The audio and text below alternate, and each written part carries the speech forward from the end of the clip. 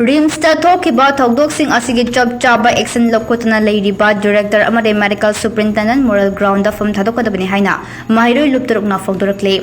handak lainga ki hospital ama oiriba regional institute of medical science RIMS ta thokiba thokdoksing asigi matang da mahiroi lupturukna kopna yengsilaba matung manipur da leiriba government amade private hospital sing da akanba mieng changlagani haina ngasi wangkai da leiba student union of kanglaipak SUK mayai lokshen da mahiroi lupturukna punna pangthokiba pawim from amada Loop asigi coordinator Ningthoujam Dhanakumar maitina phongdokre mahakna makhada na phongdokhibada RIMS ta handak thangna na patient kaya laikhidabagi thokdok kaya tholakliba asigi maram ase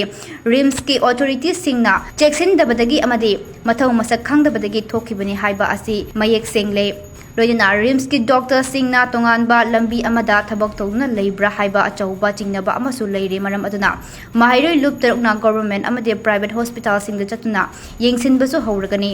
Loyana RIMS ki authority na checksin gadabari thokliba thokdok sing asigi chap chaba langla langjen thigal aba matungda miyam da khangan gadabani amade thokdok sing asida January ba doctor singi mathakta ngasi fawba lakhotfam thokpa action amata lakhotana leiriba RIMS ki director amade medical superintendent khudakta moral ground da masa ge fam thadokadabani haina phongdorakle anmukada lendirliba namadi lekol media ki television housing doctor ki meke digi kai nusari si look mahiroi taru AMSU DESAM cases comedy AIMS and mahiroi taru sina yang yukun dokong thadu thamjake anda te kui dana koi government ki anal lotion batare maruina yam RIMS ta thokhiba thokdoksing si koina yumna khudna khanaraba matungda haiba thokdoksing si yamna dong thiningai oiba aduna konindaba na thokloidaba thokdokta thokhiba thokdok oiba batare marmaduna haiba thokdoksing si thokhiba si mahiroi luptaruna manipur leiriba na lotion sing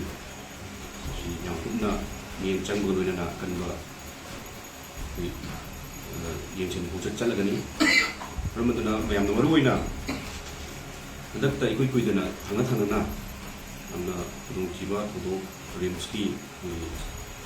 haiba RIMS haiba hospital asida thokiba mioishin thangna leikidaba duga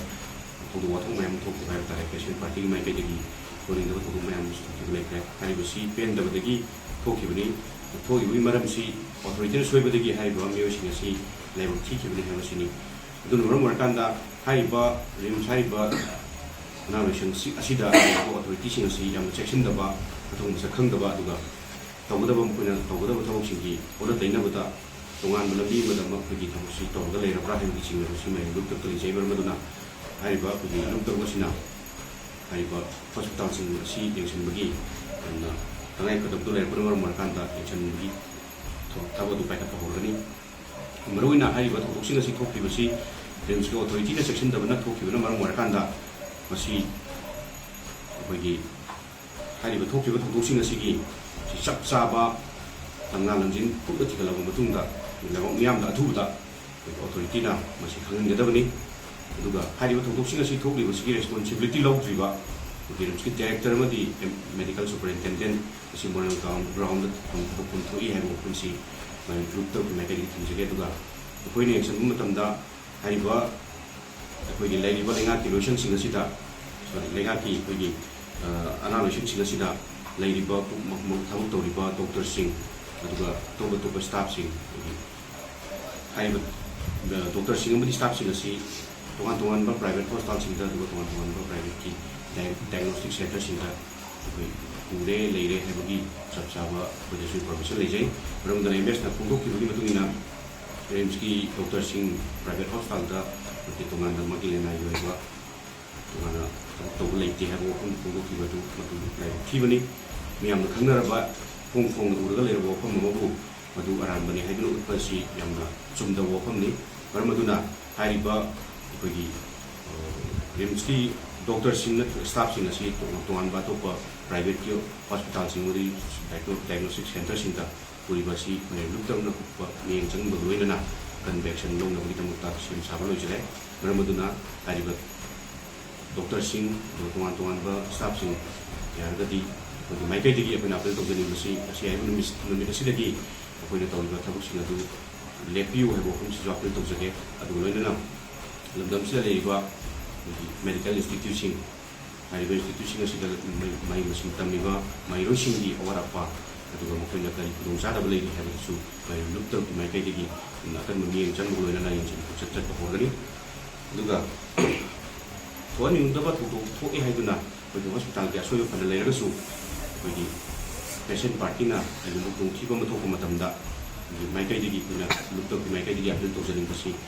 ꯀꯔꯤꯒꯨꯝꯕ ꯈꯨꯗꯣꯡꯊꯤꯕ ꯑꯃ ꯍꯦꯛ ꯊꯣꯛꯄ ꯃꯇꯝꯗ ꯑꯃꯨꯛ violence ꯇꯧꯕꯒꯤ ꯍꯩꯅꯕꯤꯁꯤ ꯃꯁꯤ ꯊꯥꯗꯣꯛꯄꯤꯔꯒ solution ꯄꯨꯔꯛꯅꯕꯒꯤ ꯂꯝꯕꯤꯗꯨꯗ ꯑꯩꯈꯣꯏ ꯄꯨꯟꯅ ꯆꯠꯁꯤꯟꯃꯤꯟꯅꯁꯤ ꯍꯥꯏꯔꯤꯕ ꯂꯝꯕꯤꯗꯨꯗ ꯆꯠꯁꯤꯟꯅꯕ ꯍꯣꯠꯅꯕꯗ ꯃꯍꯩꯔꯣꯏ ꯂꯨꯞ ꯇꯔꯨꯛꯅꯁꯨ ꯑꯩꯈꯣꯏ ꯊꯣꯡ ꯂꯥꯎꯅ ꯍꯥꯡꯉꯒ ꯂꯩꯖꯔꯤ ꯑꯗꯨꯒ ꯃꯍꯩꯔꯣꯏ ꯂꯨꯞ ꯇꯔꯨꯛꯅꯁꯨ ꯌꯥꯝ ꯆꯥꯎꯅ ꯃꯇꯦꯡ ꯄꯥꯡꯖꯒꯅꯤ ꯍꯥꯏꯕ ꯍꯧꯖꯤꯛ ꯊꯝꯖꯔꯤ ꯑꯗꯨꯅ ꯑꯩꯈꯣꯏ ꯄꯨꯟꯅ ꯒ꯭ꯌꯥꯟ ꯇꯥꯃꯤꯟꯅꯁꯤ ꯑꯗꯨꯒ ꯑꯣꯊꯣꯔꯤꯇꯤꯁꯤꯡꯅꯁꯨ